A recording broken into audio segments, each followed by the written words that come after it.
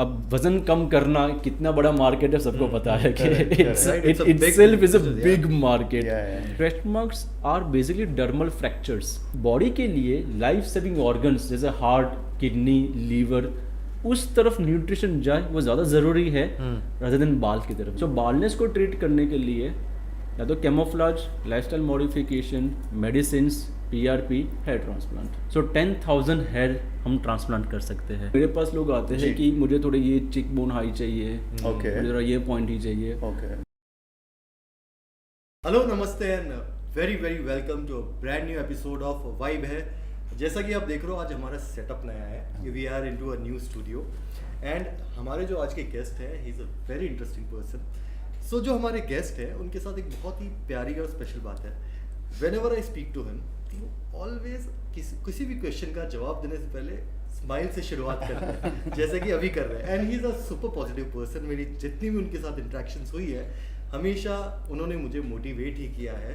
तो let me introduce doctor Umang Kothari and he is a cosmetologist. That's right. If you want to know about all the latest trends, he is the right person. Thank you. Thank you. Thanks for coming. Thank you Nakul. Thank you Rajiv for inviting me for this episode. Let me give you my brief introduction. Sure, doc. So I have done my MBBS from JJ Schools. That's in Baikalla. That's JJ Hospitals and Grand Medical College. Right. And after that I have gone to Baroda Medical College for my Masters in General Surgery. Over there I was there for 3 years, and after that I went to Medanta, Gurgaon for my plastic surgery training. So that's the place where I met Nakul. Since then we have been in touch. Yes. After Gurgaon I came back to Mumbai. I started my own center in Malad. Right. The name of the center is the Hair and Shape Clinic. Right. And that's where I practice what I do, which is a plastic surgery. Right. In that clinic. I've always seen your big banner on a mid chowki signal. That's So right. मैं हमेशा देखता था. अभी पता चला कि इनका है ये. लेकिन आपने इतनी पढ़ाई, नॉर्मली डॉक्टर को बहुत पढ़ाई करनी पड़ती है, उसके बाद उनका जो बोलता है वो इनकम चालू होता है. नहीं तो पहले आउट गोइंग ही होता है ना. तो आपने कितने साल लगाए थे सब करने में? So by the age of 30, I was having all my degrees. So basically पहले MBBS डिग्री होती है जो 5.5 साल तक कोर्स चलता है. And then there is a Masters in General Surgery जो और 3 साल जाता है. And फिर और 3 साल आता है सुपर स्पेशलिटी ब्रांच के लिए. Right. So I would say 30 years की पढ़ाई है. Wow. And उसके बाद फिर इनकमिंग चालू हुआ जैसे आपने Incoming, राइट किया. So ये सब पिछले जन्म के पापों का नतीजा है. और आई थिंक बचपन में शरारतें बहुत होती होगी. पापा ने बोला जा इधर जा.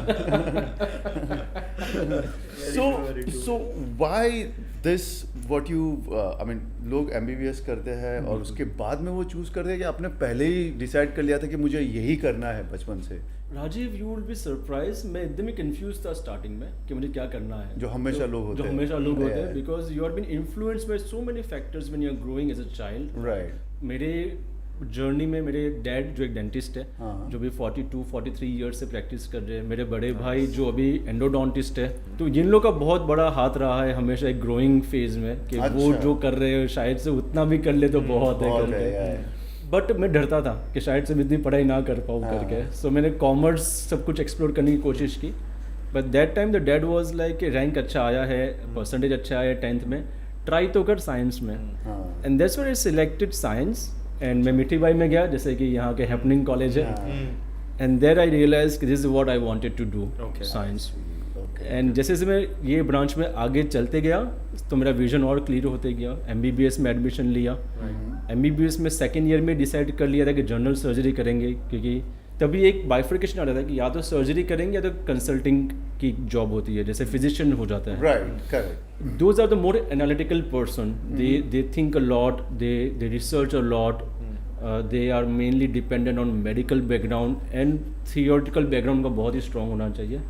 सर्जन्स थोड़े कूल रहते हैं. ये चीज़ इसको खत्म कर दो, हमें और नहीं आता है. Correct. But that was a thing which excited me. And that's how I became a general surgeon. And general surgery के जर्नी में ही सेकेंड ईयर में आई हैड डिसाइडेड कि मैं प्लास्टिक सर्जरी करूँगा. वो क्या नोट था डॉक कि जहाँ पे आपको लगा कि नहीं मेरे को कॉस्मेटोलॉजी या प्लास्टिक सर्जरी के अंदर जाना है? सो plastic surgery is a problem solving branch. Right. Plastic surgery के बारे में अभी भी बहुत सारी अफवाह है या मिसनॉर्मर है. एंड ये मेरे कंसल्टिंग चैम्बर में बहुत ही कॉमन जोक है. कोई भी बंदा आता है मेरे पास और बोलता है कि सर मेरा फेस चेंज करना है, या मतलब वो सिर्फ बॉलीवुड में हो सकता है या TV series. Film called face of. क्योंकि बहुत सारी सीरियल्स में या बहुत सारे बॉलीवुड मूवीज में जब भी कुछ चेंज करना होता है तो वर्ड यूज किया जाता है कि इसकी प्लास्टिक सर्जरी करते हैं. और जानने अनजाने में उसने सोसाइटी पे ऐसा इन्फ्लुएंस किया हुआ है. But it's a problem solving branch in the sense कि अगर कोई प्रॉब्लमेटिक वुंड है या कोई कैंसर होने के बाद कोई डिफेक्ट बनी हुई है, ट्रॉमा होने के बाद उंगली कटी हुई है उसको वापस ज्वाइन करना है, मेजर एक्सीडेंट होने के बाद फेस डिस्टॉर्ट हो चुका है उसको वापस से करना है, तो ये सारा काम प्लास्टिक सर्जरी के पास आता है. जिसमें सब जगह पे से अगर कुछ प्रॉब्लम सॉल्व नहीं होता है वो बाद में प्लास्टिक सर्जरी की तरफ आ जाता है. तो it's a problem solving branch. Absolutely. So the idea is like we deal with skin and soft tissue. अगर आपने सुना होगा हार्ट का सर्जन है, ये ब्रेन का सर्जन है, ये किडनी का सर्जन है, ये कैंसर का सर्जन है. मैं स्किन का सर्जन हूँ, स्किन एंड सॉफ्ट टिश्यू का. तो उसमें नसें आ जाती हैं, नर्व्स आ जाती है, चर्बी आ जाती है, बाल आ जाते हैं. तो इसलिए उसका स्पेक्ट्रम बहुत वास्ट है. So that's why the plastic surgery is a problem solving branch and my job is to make people be comfortable in the skin given to them. If they are already comfortable, they don't require us. If they are not, then definitely we are here to help you out. Doctor, what you are talking is one part of it. That's There's right. another part of it जो आजकल बहुत in है market के अंदर. Everybody wants to good look because Instagram is there, Facebook is there, social media is there. Yes. Everybody is trying really Yes. hard to Yes. look really good just as they are in the filters. That's right. So That's right. according to you, what thing is so much in the market जो आजकल सब हर कोई करवाना चाहता है? So Nakul, अगर इसको हम लोग और ब्रीफली बात करें तो it's about a developing economy. ऐसे जैसे हम एमबीसी में पढ़ाई करते हैं, हर एक कंट्री के सेट ऑफ डिजीज रहते हैं. एक डेवलपिंग कंट्री के अलग सेट ऑफ डिजीज रहते हैं, डेवलप्ड कंट्री के अलग रहते हैं. तो अगर हम अपने ही बचपन की बात करें, सो जो इन्फेक्शंस डिसीज रहते हैं, मलेरिया, कॉलेरा, ये सारे डिसीज बहुत ज़्यादा मात्रा में पाए जाते थे क्योंकि तभी सैनिटरी इश्यूज बहुत ज़्यादा थे. राइट. धीरे धीरे अपनी सोसाइटी चेंज हो रही है, अपनी इकोनॉमी स्ट्रांग होते जा रही है, यूथ के पास अच्छा खासा पैसा है, they don't have the responsibility to run the families of their previous generation, जो अपने प्रीवियस जनरेशन के पास रिस्पॉन्सिबिलिटी थी. सो ये सब एक इंटरकनेक्टेड चीज़ें हो जाती है. जैसे कि ये सारे जो डिमांड्स है यूथ की, नॉट ओनली यूथ, मैं सब लोग की बात कर रहा हूँ, ये डेवलप्ड कंट्री में काफ़ी टाइम से थी. अपनी कंट्री अभी जस्ट एक्सपोज हो रही है ये सब चीज़ों को लेके. To be beautiful and to look good is the birthright of every individual. Right now, people have that much amount of money and they have certain goals in their life कि मुझे ऐसा दिखना है या मुझे ये चाहिए अपने बॉडी में. If that is a realistic expectation, then definitely वो हमारे पास आते हैं, हम उनको कुछ रिजल्ट डिलीवर करते हैं and then they are happy with what we deliver or what they expect. At the same time, अगर अनरियलिस्टिक एक्सपेक्टेशन है कि यार मुझे तो ऐसी बॉडी चाहिए, ऐसा ही लुक चाहिए, 6 मिलीमीटर ऐसा, 2 मिलीमीटर ऐसा, सो उन्हें हमारी ज़रूरत नहीं है. हम उनको हैप्पीली बोलते हैं कि बॉस आप अपना फोकस लाइफ के दूसरे पहलू पे डालो जो ज़्यादा इंपॉर्टेंट है. You don't require us. But अगर वो रियलिस्टिक एक्सपेक्टेशंस है then why not. So to answer your question shortly, I would say Nakul, economy change हो गई है, लोगों के पास उतना पैसा भी है, अवेयरनेस भी है, and more than that people are into their self love more nowadays कि मुझे अपने लिए करवाना है. It's not about कि मेरे स्पाउस ने बोला ये करवाना है या मेरे फ्रेंड्स ने बोला है. This is the way I want to look. and ये भी काफ़ी इन है, इसलिए हम लोग इन है. Very beautifully said. जैसे कि हेयर के लिए मुझे ऐसा लग रहा है कि थोड़ा सा भी जाता है लोगों को तो लोगों का थोड़ा सेल्फ कॉन्फिडेंस निकलना चालू हो जाता है राजीव, क्योंकि समाज जो हिसाब से उनको देखते हैं अरे अंकल को कुछ बोल दो ना तो उनको थोड़ा अंकल वाला फील आने लग जाता है। सो मुझे लगता है कि वो खुद के लिए भी वो करना चाहते हैं कि ना कि very well sir Rajiv, because हमारे पास जितने भी पेशेंट्स आते हैं अगर हम उसकी बातों में गौर करें, हाँ जी, so everything has a story behind it and when you listen to that story you feel कि यार ये कितना कुछ है इसके अंदर। इट्स नॉट ओनली कि अच्छा दिखना है। आई थिंक मैं नकुल से वही डिस्कस कर रहा था कि एक पेशेंट आए थे very handsome very good looking, लेकिन उनको एकदम बड़ा सा स्कार था जो उनको एक इंजरी के टाइम पे हो गया था। कार एक्सीडेंट होना कोई ऐसी बात नहीं है, but he was in to the corporate world. तो जहाँ पे भी वो इंटरव्यू के लिए जा रहे हैं everyone is asking the criminal record कि आपने कुछ किया था, एंड देन वो मार्केटिंग में और हर जगह पे वो हिट होता है उसको कि when he wants to pitch something he is not confident because उनको लगता है कि ये सबका ध्यान यहाँ पे जाएगा। सो कहने के लिए छोटा स्कार है, लेकिन उसके इम्प्लीकेशन वो पर्सन की लाइफ में बहुत गहरे रहते हैं। Eight the same time suppose किसी का इवेंट ऐसा हुआ था कि मारा मारी हो गई लग गया करके, या फिजिकल अब्यूज किसी के साथ हो गया घर पे, स्पोर्ट्स में हो गया, फैमिली में हो गया, so they have a foul memories with those scars. Suppose किसी वाइफ का फिजिकल अब्यूज हस्बैंड ने किया होता है तो उसको मेमोरी रह जाती है वो चीज़ की, भले वो स्कार इतना इम्पोर्टेंट नहीं है बट वो देख देख के उसको मेमोरीज याद आती रहती है कि टैटू रिग्रेट टैटू हो गए कि टैटू हो गए बना दिया एंड दिन बाद में डिवोर्स हो गया या ब्रेकअप हो गया जो भी हो गया, so that becomes a regret tattoo. So वो टैटू निकलवाने के लिए या उसको मिटाने के लिए या मास्क करने के लिए लोग हमारे पास आते हैं बिकॉज टैटू किया था, अब उसको देख देख के शायद से उसको पुरानी मेमोरीज याद आ रही है। इवन वो 100% नहीं जाता है, हाँ जी, अगर हम उसमें कुछ भी सॉल्व कर दे दे आर एक मेंटल पीस कि हाँ मैंने इसको मिटाने के लिए कुछ तो एफर्ट डाले and then they change their path. So the role of a plastic surgeon comes beautiful in such kind of cross roads जहाँ पे अगर अच्छा पाथ दिखा दिया तो they are very much happy. It's not only about glamourising and अच्छा दिखना है, of course that's a part and parcel, it's very deep, काफ़ी स्टोरीज है इसके पीछे। राइट, आपने जो पहले बताया problem solving, so I can understand, I can relate now कि टैटू का हो गया या स्कार हो गया। अभी body contouring is a very in thing. Body contouring मतलब because of our unhealthy lifestyle बहुत सारे फैटी डिपॉजिट्स हो जाते हैं जिसको लाइपोडिस्ट्रॉफी बोलते हैं हमारी भाषा में। बिकॉज ऑफ लाइपोडिस्ट्रॉफी अब वजन कम करना कितना बड़ा मार्केट है सबको पता है कि itself is a big market. कहीं कीटो डाइट आ गया, इंटरमीडिएट फास्टिंग आ जाता है, तो जो बंदे को जो हेल्प करता है वो तो है ही है, बट उसके बाद की जर्नी क्या, अगर वो कहीं अटक जाते हैं तो उसके बाद क्या सर्जिकल ऑप्शंस है, कैसे उसको हम एक पूरा शेप दे सकते हैं, उसके बारे में कोई बात नहीं करते। So that's where again the role of a plastic surgeon comes कि जहाँ पे स्टबन फैट है, कि जहाँ पे डाइटिंग करके या एक्सरसाइज करके एक स्टेगनेंसी आ गई है और वो फैट नहीं जा रहा है, जो वहाँ पे लाइपोसक्शन करके बहुत ही सेफ तरीके से प्रोसीजर से प्रोटोकॉल्स चेंज हो चुके हैं, एडवांस टेक्निक आ गई है एंड काफ़ी अच्छा बॉडी कॉन्टूरिंग कर सकते हैं जहाँ पे people are really happy with the transformation. तो ये भी एक बहुत इंपॉर्टेंट एस्पेक्ट है आज की तारीख में about how the body is, है ना, क्योंकि अगर उन्होंने 30 kgs लूज़ किया है उसके बाद भी कहीं कहीं वो लंप है तो दे वांट कि नहीं मुझे ये भी निकालना है, अब मैं इसको कैसे निकालूँ करके, समथिंग लाइक दैट। डॉक्टर मेरा एक और क्वेश्चन है, फॉर एग्जांपल कोई पर्सन अगर 30 kg लूज कर रहा है तो अवर स्किन इज इलास्टिक, हमारी इलास्टिसिटी वो सैग नहीं करता, वो विजिबल नहीं होता या स्ट्रेच मार्क्स नहीं आते, हाउ दैट पर्सन। नहीं नकुल, तो इसमें है ना ये बहुत ही कॉमन क्वेश्चन है एंड बहुत ही जस्टिफाइबल क्वेश्चन है, बिकॉज सब लोग को लगता है कि मेरा काम बिल्कुल कम स्कार में हो जाए और मुझे पेन ना हो करके, बट अगर स्किन बहुत ही लूज हो चुकी है, अगर स्किन में स्ट्रेच मार्क्स आ चुके हैं, stretch marks are basically dermal fractures, skin के फ्रैक्चर्स है वो, तो स्किन ने अपनी कैपेसिटी लूज कर दी है पूरा रिकॉल होने की।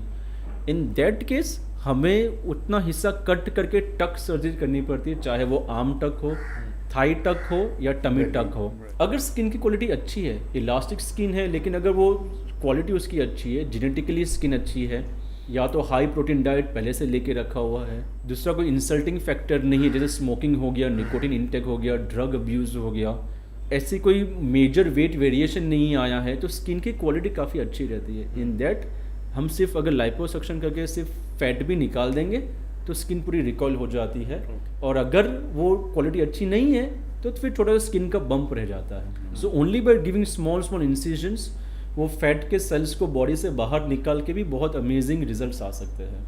Doc, there's a guy, अगर आप सबने पढ़ा होगा, he was pretty much into news nowadays.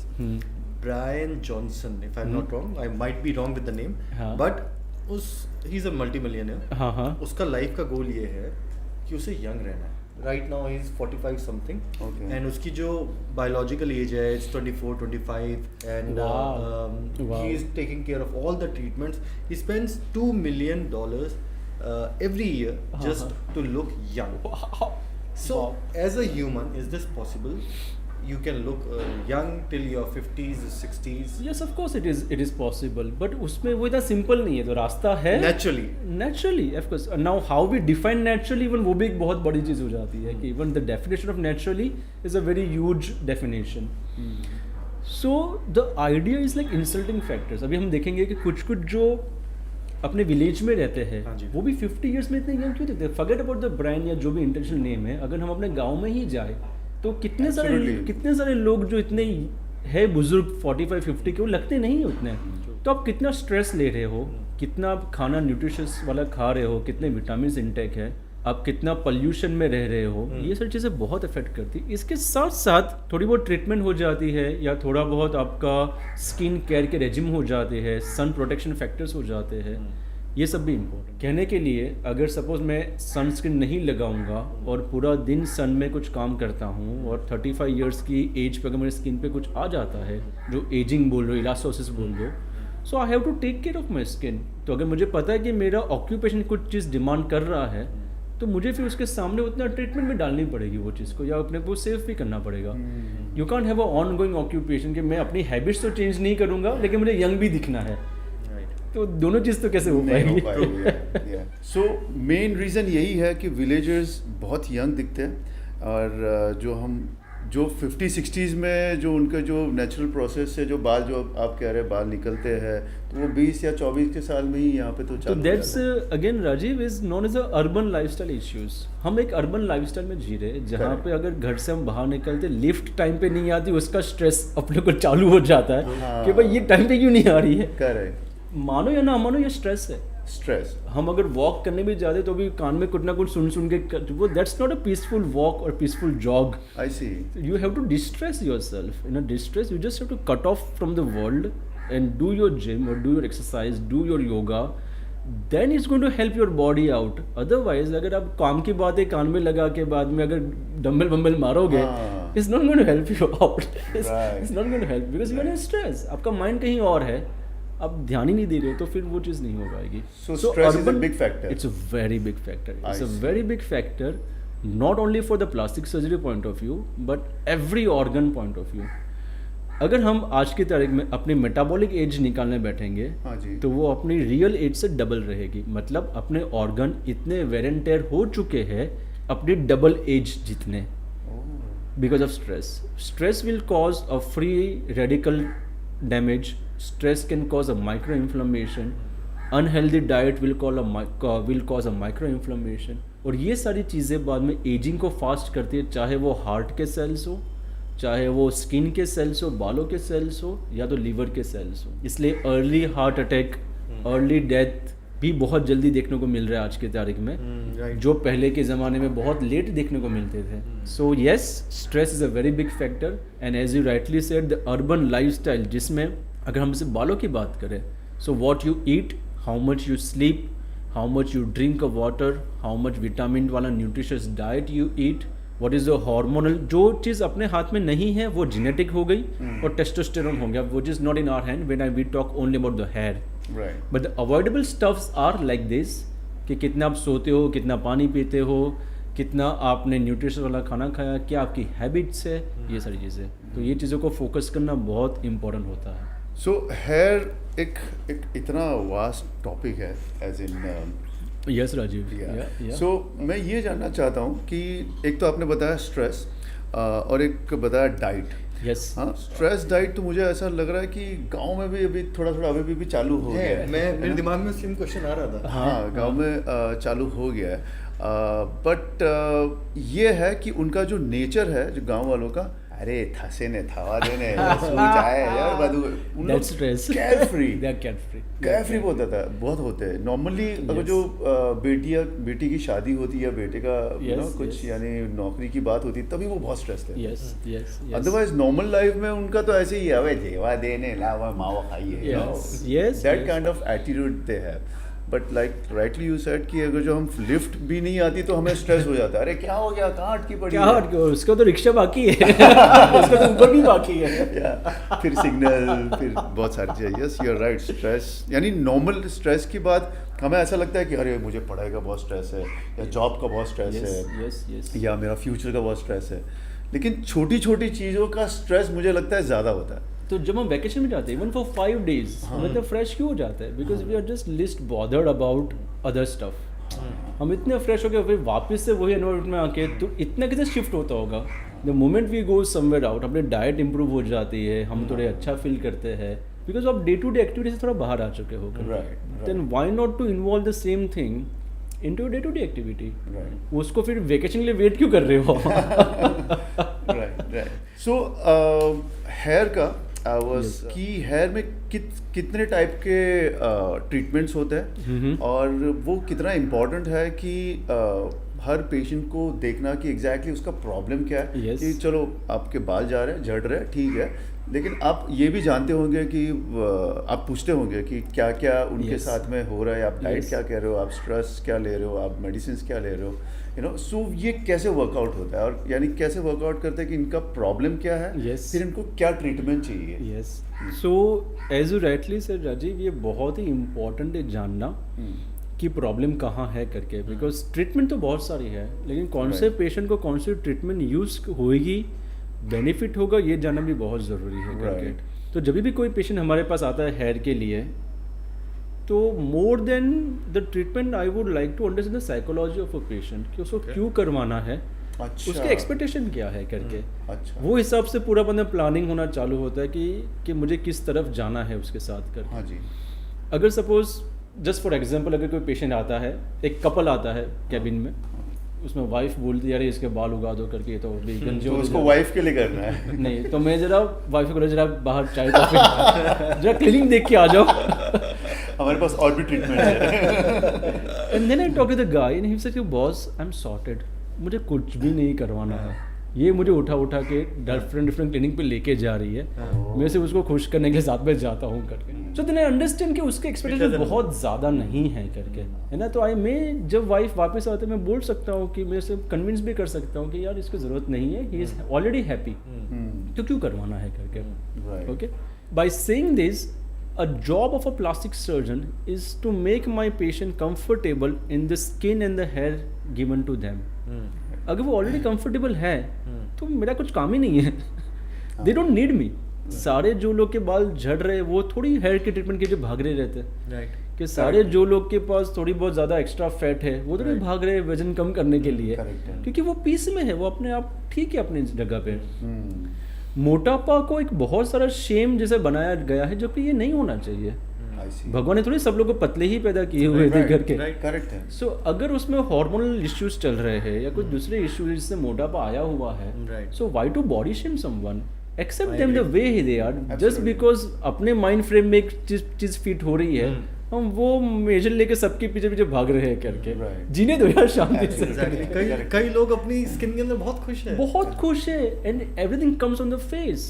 अगर मैं एकदम चीजल लुक लेने के बाद भी फ्रस्ट्रेटेड घूम रहा हूँ, गुस्से में घूम रहा हूँ, तो शायद से मैं उतना अट्रैक्टिव नहीं हूँ करेक्ट। जितना मैं चब्बी होके खुश होके रह रहा हूँ, तो मैं ज़्यादा अट्रैक्टिव हूँ। तो ये चीज़ को समझना भी बहुत ज़रूरी है। लोगों ने सिर्फ एक मेजरमेंट बना के रखा हुआ है। तो coming to that question again, कि अगर वो सॉर्टेड है अपने बालों के साथ, शायद से मैं उसकी वाइफ और वो इक्वेशन के लिए कुछ छोटा मोटा ट्रीटमेंट चालू कर दूँ, दवाई ववाई ले लो करके, हाँ। But I won't be aggressive.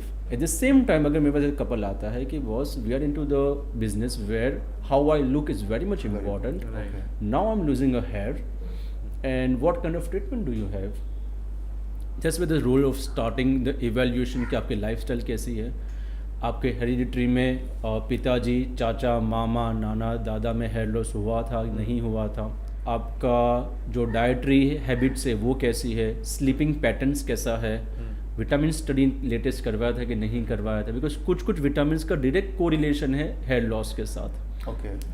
And then comes the medical point of view या दवाई वाला चीज़, फार्माकोलॉजी बोलते हैं हमारे भाषा. Biotin 10 milligram is the gold standard. Along with that minoxidil करके एक दवाई आती है 5% 10% अल्कोहल फ्री अल्कोहल जो बालों में लगानी होती है. एंड टेस्टोस्टेरोन ब्लॉकर 1 मिलीग्राम का देते हैं हम लोग सिलेक्टेड पेशेंट्स में फॉर हेयर रीजनरेशन. ये 3 दवाई सालों से रामबाण जैसा यूज़ की जा रही है ऑल ओवर द वर्ल्ड, क्योंकि ये tried and tested with medical evidences proved हुई हुई दवाइयाँ है. इसके साथ साथ मल्टीपल चीज़ें ऐड कर करके मल्टीपल प्रोडक्ट्स मार्केट में है, बट बेसिक ये 3 दवाइयाँ हैं. Doc, apart from stress which vitamin is responsible hair loss के लिए? Vitamin D3, vitamin B12, serum ferritin. Now ये भी नकुल बहुत ही इंटरेस्टिंग डिस्कशन है. हमें ये समझना है कि एनिमल किंगडम में ये बाल एक ऐसी चीज़ है कि जहाँ पे कुछ कुछ एनिमल्स अपने आप बाल को शेड कर सकते हैं. हमने सुना है कि जब वो हाइबरनेशन में जाते हैं विंटर में, वो अपने बाल गिरा देते हैं और चले जाते हैं अपने बिल में, और फिर 4 महीने के बाद वो वापस बाहर आते हैं और वापस से बाल ग्रो होते हैं उनके. सो एक एक जो बाल का स्ट्रैंड है वो कुछ कुछ अमाउंट का न्यूट्रिशन बॉडी से खींचता है. ओके.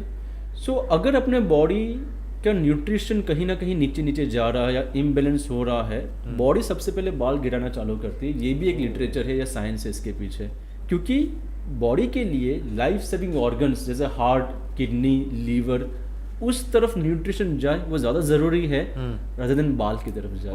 सो फिर बाल कॉम्प्रोमाइज़ हो जाते हैं, बाल कॉम्प्रोमाइज़ होते हैं, वो गिरना चालू हो जाते हैं. And the moment you increase your nutrition वो वापस से ग्रो होना चालू हो जाते हैं. सो क्योंकि ह्यूमंस में वो कैपेबिलिटी नहीं कि हम अपने आप बालों को गिरा दें, क्योंकि न्यूट्रिशन कम है, वो गिरना चालू हो जाते हैं. सो ये जो स्ट्रेस है, माइक्रो इन्फ्लेमेशन है, दीज आर द साइंस के अभी आप कुछ कर लो, ये तो बालों पे आ रहा है, अगर ध्यान नहीं दिया तो हार्ट किडनी लाइन में खड़े हैं करके तो कुछ नहीं कर पाओगे.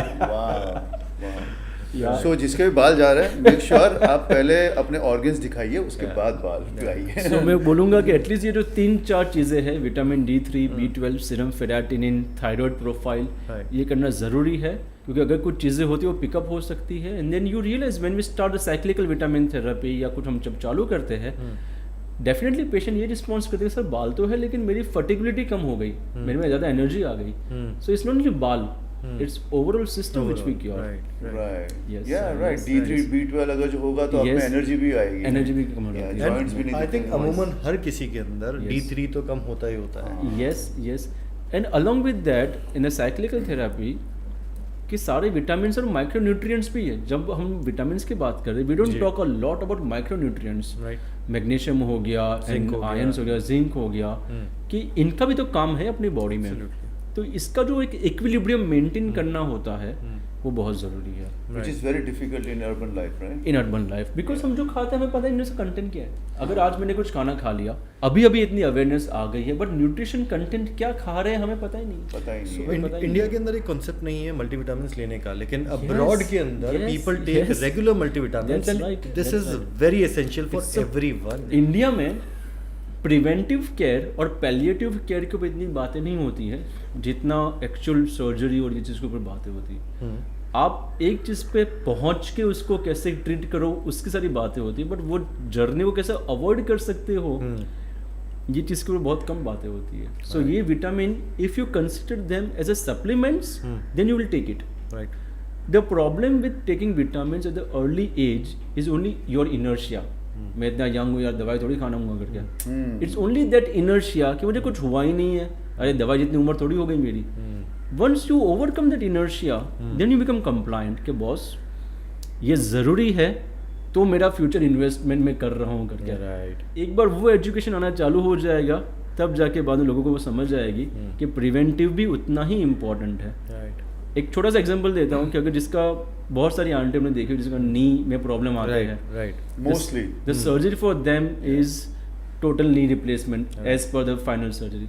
लेकिन सब लोग बहुत घिस के जाते हैं. ऐसा नहीं है कि तुरंत ही पेन आया और चले गए एंड क्वालिटी ऑफ लाइफ हमने इम्प्रूव कर दी. हाँ. Most of the aunties which we know they like कि हाँ बट काम चल रहा है ना मेरा, दवाई खा के काम चल रहा है ना, चलो फिजियोथेरेपी से काम चल रहा है ना. So we try to push that and that's our mentality. A generation will come, जो नेक्स्ट जनरेशन साइड से आ रहे हैं, जो लोग हेल्थ को इन्वेस्टमेंट मानते हैं, जिनको सिखाया गया है कि हेल्थ इंपॉर्टेंट है, I think then the preventive will take upper hand. And जो विटामिन जो पहले से लेना है, ये जनरेशन आएगा, next generation maybe. Absolutely. Because covid के टाइम पे उनको इतना सिखाया गया है हाथ को सैनिटाइजर लगाना धोना चाहिए.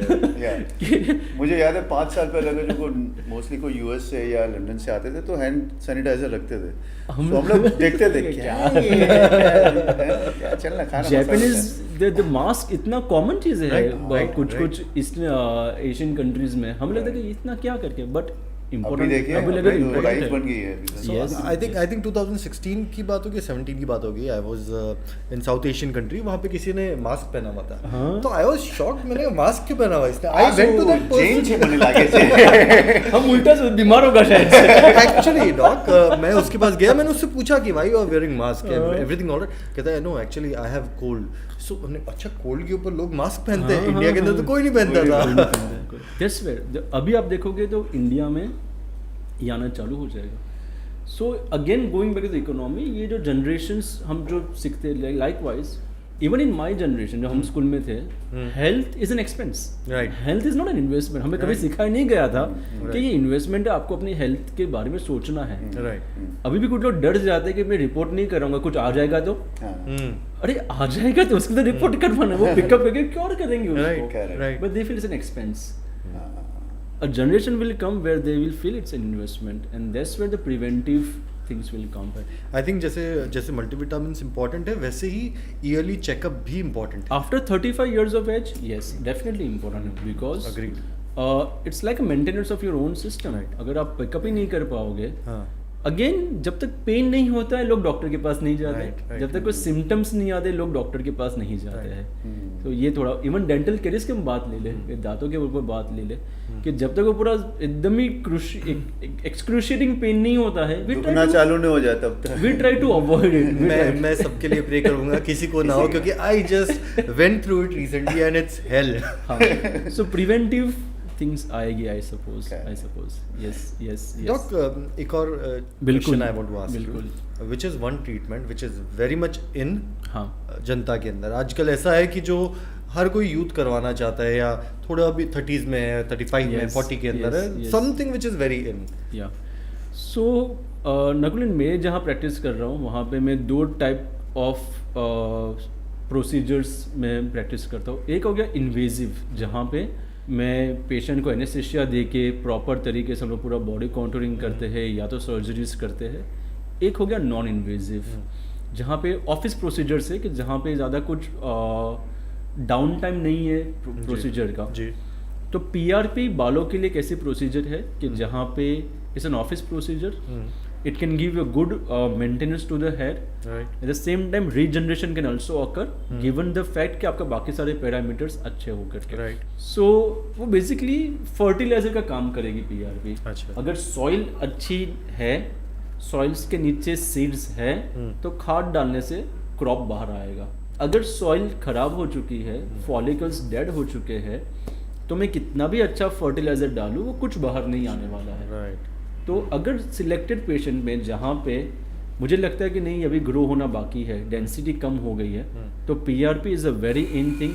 काफ़ी लोग पीआरपी करवाते हैं and is a very much usual procedure. Secondly face के लिए आ जाता है तो ग्लो ट्रीटमेंट या क्लिनजिंग ट्रीटमेंट, जहाँ पे हाइड्रा फेशियल करके कुछ प्रोसीजर्स है कि कुछ सीरम्स फेस के अंदर जाते हैं, क्लीन होते हैं फेस करके. तो ये कुछ प्रोसीजर्स है. तो मेंटेनेंस के लिए वो भी काफ़ी इन प्रोसीजर्स है. एंड बॉडी कॉन्टूरिंग की अगर मैं बात करूँ तो liposuction, high definition body contouring, कि जो स्टबन फैट की हम बात कर रहे थे, वो अगर नहीं जाता है तो फिर वो लोग करवाने आते हैं. वो भी काफ़ी. And by saying this I again want to mention this कि इंडियन सोसाइटी में कुछ मिस नॉर्मल है प्लास्टिक सर्जरी के बारे में. एक है कि ये बहुत एक्सपेंसिव सर्जरीज है. दूसरा होता है कि ये तो सिर्फ इलाइट क्राउड के लिए होता है कि हम कहाँ ये सब कराएंगे करके. सेकेंडली कि it's all about skin grafting. कोई कितने सारे पेशेंट हमारे पास आते हैं कि सर ये स्कार निकालना है, and when we talk about के थोड़ा बहुत हल्की सी लाइन आएगी, नहीं नहीं आप चमड़ी निकाल दो ना, आप तो प्लास्टिक सर्जन हो, कहीं और से स्किन निकाल के लगा दो करके। तो अभी अपर मिडिल क्लास के जो लोग हैं वो लोग भी बहुत इजीली और बहुत अपफ्रंट आके सारी प्रोसीजर्स को डिमांड करते हैं, एंड इट्स नॉट कि ये बहुत एक्सपेंसिव है, it's very much cost effective. जितना आप इन्वेस्ट करते हो जो आपको रिजल्ट आता है लॉन्ग टर्म पे वो काफ़ी बेटर रिजल्ट्स आते हैं, and it's a very much doable stuff. तो यस ये काफ़ी अभी ये कुछ मिस नॉर्मल्स है कि सिर्फ सेलिब्रिटी करवाते हैं, हमें कहाँ टीवी पे आना है, ये भी बोल देते हैं कुछ लोग कि हमें कहाँ टीवी पे आना है। तो जैसे मदर एक आई है किसी बेटी के साथ, बेटी को करवाना है, मुझे मम्मी मुझे टीवी पे मुझे खुद के लिए करवाना है, मुझे टीवी पे नहीं आना, but when I see myself in a mirror I should be happy with seeing myself. Right. So that's the funda now. So I have a question with the hair again. So there are PRP. So PRP is a platelet rich plasma. Okay. जहाँ पे हम patient का ही blood withdraw करते हैं, उसको process करते हैं।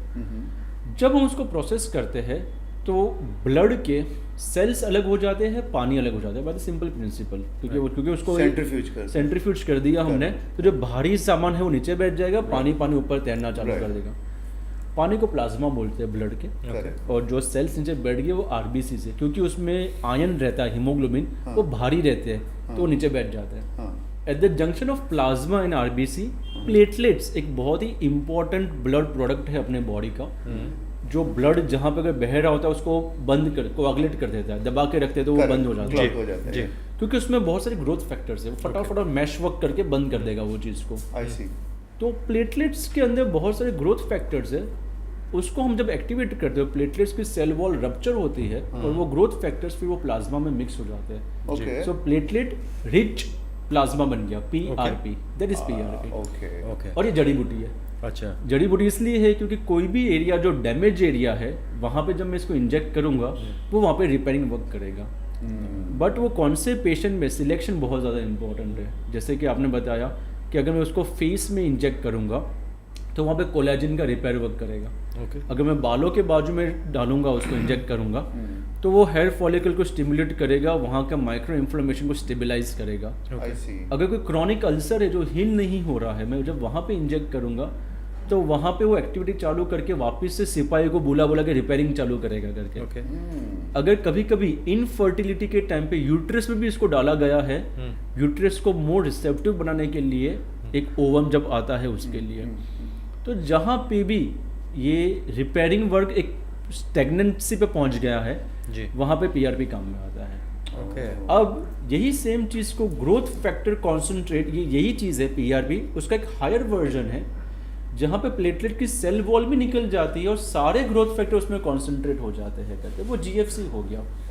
उसके लिए कुछ केमिकल्स पहले से डाले हुए रहते हैं, उसका प्रोसेसिंग थोड़ा अलग है, बट उसमें जो पूरा प्लाज्मा मिलता है वो GFC से रिच रहता है। That is a growth factor concentrate हो गया। तो कहीं ना कहीं फंडा सेम ही है, कितने उसमें ग्रोथ फैक्टर से वो वेरी करते हैं दोनों के नीचे।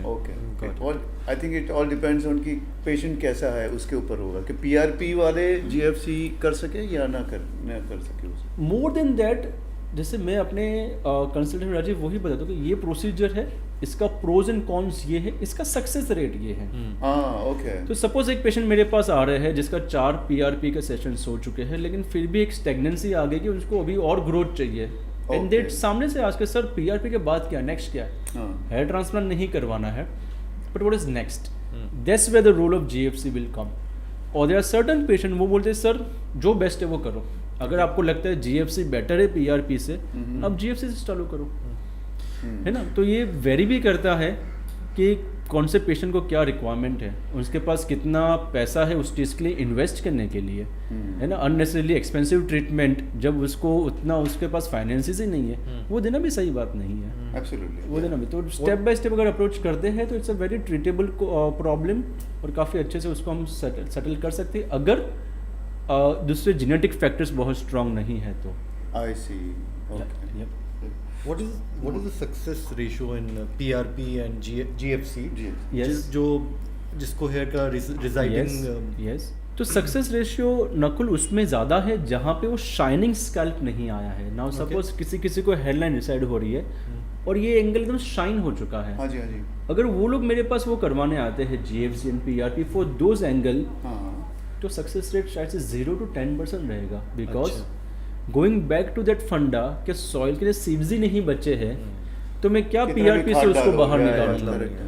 देखो वही सेम पेशेंट मुझे बोलेगा कि सर इसको तो छोड़ दो, इधर की डेंसिटी को इम्प्रूव करना है, तो PRP का सक्सेस रेट अगर विटामिन थेरेपी और बाकी सब देंगे तो 70 to 80% है। Okay. 70 से 80% बाल बाहर आ सकते हैं। Now giving this information again will lead me to talk about the hair cycle, कि जब एक बाल ग्रो होता है वो 6 साल तक काला घना ग्रो होता है, फिर वो गिर जाता है, 6 महीने तक नीचे जिंदा रहता है, जिसको टिलोजन फेज बोलते हैं, उसको एनाजन फेज बोलते हैं, गिरने वाले को कटाजन फेज बोलते हैं। Okay. So PRP is basically investment in a telogen phase. जो हाइबरनेशन में जो सारे बाल है, फॉलिकल्स है, उसको हम अगर अच्छा सा न्यूट्रिशन देंगे, रिपेयर वर्क करके एनवायरनमेंट देंगे, तो जब वो बाहर आएंगे वो लंबे समय तक रहेंगे करके। Okay. तो ये सारी चीज़ें हैं फॉर PRP। लेकिन इसके साथ अगर स्मोकिंग की हिस्ट्री है, विटामिन कम है, तो मेरा PRP नलीफाई कर देगा, शायद से ग्रोथ ना कर पाए कुछ भी। सो नेगेटिव फैक्टर्स जो है उसको तो कंट्रोल करना ही करना है, तब जाके पॉजिटिव फैक्टर काम करेंगे। जैसे कि एंजियोग्राफी, एंजियोप्लास्टी करने के बाद घी तेल तो नहीं ही खाना है। अगर वो भी खाते रहोगे तो फिर इसकी भी इफेक्ट कमी हो जाएगी। It is as simple as that. It is as simple as that. तो आप कौन सी ट्रीटमेंट कौन से पेशेंट में दे रहे हो, ये ज़्यादा इंपॉर्टेंट है, रादर देन कितनी ट्रीटमेंट है आपके पास बालों के लिए। वो दिखाओ, चलो वो दिखाओ। लाइक यू सेड कि जितना शाइनिंग होगा उसमें इतना वर्क नहीं करेगा, तो फिर इसके लिए hair transplant. Hair transplant. Okay. So अगर मेरे पास सपोज कोई पेशेंट ऐसे कैबिन में आता है कि तो मेरा ये बहुत ही रूटीन है अगेन, हाँ जी, कि ट्रीटमेंट फॉर बाल्डनेस 5 है मेरे पास। First is acceptance, accept your self, है ना, कि भाई है इसका ये पॉसिबिलिटी है।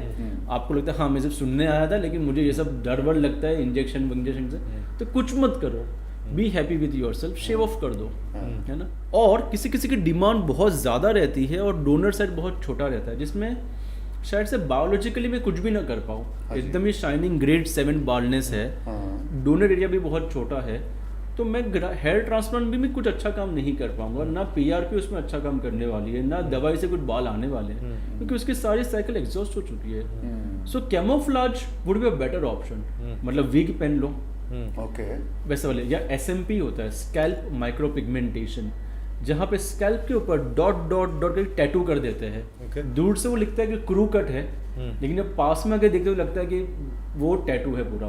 अच्छा, ओके। तो ये सारे उसके ऑप्शंस है। So first is acceptance, right. Second is lifestyle change, कि आप थोड़ा बहुत लाइफस्टाइल चेंज करोगे तो 1 साल के एंड में आपको 10-15% इंप्रूवमेंट आ सकता है। दैट्स इट, ज़्यादा नहीं आएगा। ऐसा नहीं कि आप एक्सरसाइज करना चालू करोगे बाल आना चालू होने वाले हैं। सो उसका एक सक्सेस रेट है। अगर लाइफस्टाइल चेंज के साथ आपने दवाइयाँ भी लेना चालू कर दी, प्रोटीन्स को अपना रिप्लेसमेंट करना चालू कर दिया, तो वो सक्सेस रेट 1 साल के एंड में 30 to 40% हो जाएगा। उसके साथ आप मेडिसिन ऐड करोगे तो 50 to 60% हो जाएगा। उसके साथ आप PRP ऐड करोगे तो 60 to 70% हो जाएगा। अगर आपने हेयर ट्रांसप्लांट किया तो वो 95 to 99% सक्सेस रेट है, क्योंकि उसमें पीछे से बाल, एक्चुअल बाल लेके आगे ट्रांसप्लांट करते हैं। तो ये सारे रास्ते हैं। एंड जैसे मैंने बोला कैमोफ्लेज, जैसे किसी का 2 बार हेयर ट्रांसप्लांट हो चुका है लेकिन फिर भी उनकी लाइफस्टाइल इतनी हैवी है, स्मोकिंग की हैबिट से जा नहीं रही, एक पीछे कुछ पैच है और उनको कैमरास के ऊपर जाना है रोज, तो आप फाइबर डाल दो, मेकअप ज़्यादा फाइबर डाल ही देते हैं, तो क्योंकि वो डेंसिटी देने के लिए, तो कैमोफ्लेज ट्रीटमेंट है कहीं ना कहीं। तो व्हाट इज बाल्डनेस?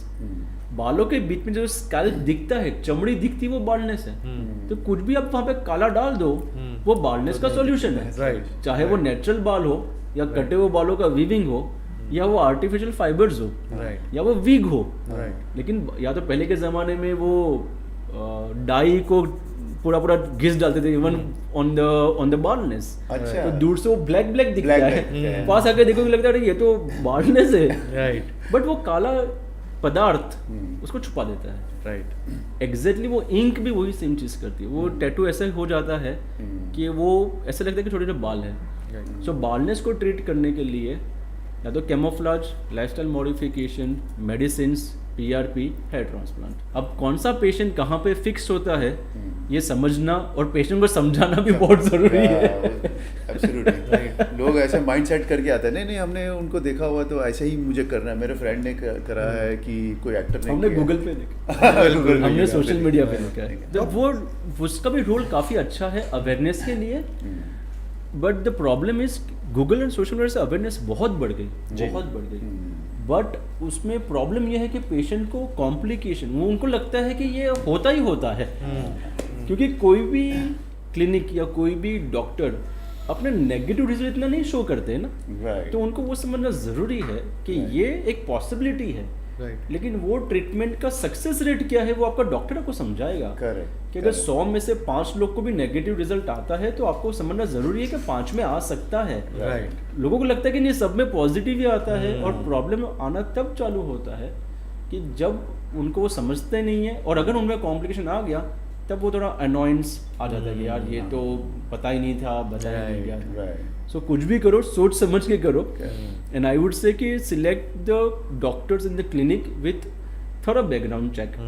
आप अपने हेल्थ में इन्वेस्ट कर रहे हो, बालों में इन्वेस्ट कर रहे हो, हम छोटी चीज़ बाई करने के लिए इतना उसका बैकग्राउंड चेक करते तो डॉक्टर्स के लिए भी करो। करिए। इतने सारे सोशल मीडिया मार्केटिंग स्टंट्स चलते हैं तो उसके पीछे मत चले जाओ। Correct. कौन सा डॉक्टर है, क्या क्वालिफिकेशन है, कंसल्टेशन कौन ले रहा है। काफ़ी सारे क्लिनिक में सिर्फ मार्केटिंग वाले बंदे लोग रहते हैं, वो कंसल्टेशन लेते हैं। Wow. तो ये सारी बालों के लिए अगर मैं स्पेसिफिकली बात करूँ Yeah. तो कराओ, बट देन बाद में सोच समझ के कराओ, कहने का यही मतलब है। कैमोफ्लेज से मुझे एक ट्रिगर याद आ गया। हाँ। लाइक मैं एक फिल्म कर रहा था राजस्थान में, बहुत बड़ा एक्टर था, डायरेक्टर भी बहुत बड़ा था। नाउ हमने कुछ डायरेक्टर हमने क्रिएटिव ऐसा रखा था कि हम बारिश करेंगे ना, बारिश में लव रोमांस होने वाला है ये सब। तो हमने उसी दिन ये किया, डिसाइड किया, और रात का शूट था, और हमने सब रेन सब मंगा लिया, सब कुछ मंगा लिया। जब ये एक्टर आया ना, अरे देखा पहले मुझे बुलाया बाबा मेरा ऐसा ऐसा, मैंने इतना ऐसा पूरा ऐसा काला काला दिखेगा मुझे पूरा दिखा रहा है वो ऐसा। अभी मैं भी स्ट्रेस में, अभी क्या करें। फिर डायरेक्टर और सीनियर थे, तो उसको बोलने के लिए वो डर रहा था। हाँ। तो फिर वो बोला कि नहीं आप ही बताओ बाबा, मैं कैसे बताऊँ। तो बता रहे थे, तो फिर दोनों भी मेरे ऊपर आए, क्या करे राजू, क्या करे। बोले क्या है यार, कुछ ना पहले हेयर वीविंग करा। उनको बंदाना बांध के करवा लो। सो उसका पूरा क्रिएटिव प्रोसेस पूरा चेंज करना पड़ा। सो यस आई रिमेम्बर कि उसके भी काफ़ी सारे कॉम्प्लिकेशंस है। आप बारिश में नहीं जा सकते, पसीना नहीं निकाल सकते, ये तो पूरा काला काला से। You know what Raju, but उसमें भी सेम चीज़, अगर जी। सपोज मेरे पास पेशेंट आते हैं जी। इनको भी सब चीज़ एक्सप्लेन करता हूँ, एंड अगर उनको फोबिया है नीडल से, प्रोसीजर से, तो उनके लिए वो बहुत अच्छी ट्रीटमेंट है, क्योंकि उनको कुछ भी नहीं करना है। राइट। उनको अगर वो करके उनकी मीटिंग्स, ये तो हम एक्सट्रीम कंडीशन एक्सप्लेन कर रहे हैं कि जहाँ पे बारिश की सिचुएशन क्रिएट करनी है, all this thing. But suppose एक एल्डरली पर्सन, इसको सिर्फ मीटिंग करनी है एसी रूम में बैठ के, और उनको ये सब कुछ नहीं करवाना है, fibre is a good option, why not. Absolutely correct. तो एग्जैक्टली पेशेंट सिलेक्शन, अगर वो पेशेंट को डायबिटीज़ है, सीवियर डायबिटीज़ है, रिस्क फैक्टर ज़्यादा है, एक ऐसी एज आ चुकी है जहाँ पे वो बोलते हैं उमंग मुझे ये सब नहीं करवाना है, दूसरा कोई ऑप्शन बताना मुझे। या तो ग्रेड ऑफ बालनेस इतना हो चुका है कि शायद से सर्जिकली मैं कुछ खास उनको बेनिफिट ना दे पाऊँ, तो wig is a better option. तो वो पेशेंट को क्या चाहिए ये जानना बहुत ज़रूरी है, बहुत ज़रूरी है। देखिए आजकल विग्स इतने अच्छे आने लग गया ना, यानी मैंने अभी बीच में एक्टर को ही देखा था, यानी आई कैंट बिलीव कि उसने विग पहना था, यानी पैचेस, और ऐसे टाइम पे वो चालू कर देते लोग कि वो आपको समझ में नहीं आता कि उनका ट्रांसफॉर्मेशन कैसे हुआ है। बट उसमें जो एक प्रॉब्लम ये आता है कि लॉन्ग टर्म पे कभी कभी कुछ जो ग्लू या कुछ स्टेपल यूज करते हैं, उसकी वजह से स्कैल्प की स्किन होती है वो थोड़ी खराब हो जाती है। अच्छा। तो उसको मेंटेन करना बहुत ज़रूरी है, है ना। अगर उसको अच्छे से मेंटेन करके रखोगे तो it's a very better option, very good option I would say. I C. But अब हमें इतना पसीना होता है, सपोज आप समझो कि किसी ने वो पूरा स्कैल्प के ऊपर वो चिपका के रखा हुआ है, तो उसको 7 डेज़ पे या 15 डेज़ पे निकाल के मेंटेन करना, तब जाके नीचे की स्किन वापस से क्लीन होएगी, ये तो मेंटेन करना है उसको, ऐसा नहीं कि एक बार लगा दिया और 10 साल तक उसको निकलना नहीं है, उसको मेंटेन करना होता है। राइट, उसको क्योंकि उसके जैसे कि हमने मुझे इतना पैच है समझिए और थोड़े से बाल है नहीं, ऐसा नहीं है नहीं, हाँ? नहीं absolutely नहीं बट अगर जो थोड़े थोड़े मेरे बाल अगर जो आ रहे हैं मैंने उसको शेव करना पड़ेगा एवरी टाइम कितना 3 दिन 4 दिन या नहीं, उसको एक बार शेव करके वो पैच लगा। Of course this is not my subject, हो सकता है कि उसमें और एडवांसेस आ गए हो नए, लेकिन जितना मुझे आइडिया है कि उतने स्काल्प को शेव करते हैं और उसके ऊपर फिर पैच लगाते हैं। उसको या तो ग्लू से लगाते हैं, स्पेसिफिक एडिसिव आता है, या तो फिर रिमेनिंग जो बाल होते हैं उसका स्टेपल हो जाते हैं करके। तो जो स्टेपल होता है वो डेली रिमूवेबल होता है कि आप रिमूव कर सकते हो। जो चिपका रहता है एडिसिव वाला, वो एवरी 10 to 15 डेज आपको जाके वापस से क्लीन करके वापस से री एडिसिव लगा के उसको ये करना है। It requires maintenance. So television in the doc, there are so many people who wear patch. Yes, and yes. आपका ओवरऑल लुक चेंज हो जाता है, you look start looking very handsome. Definitely.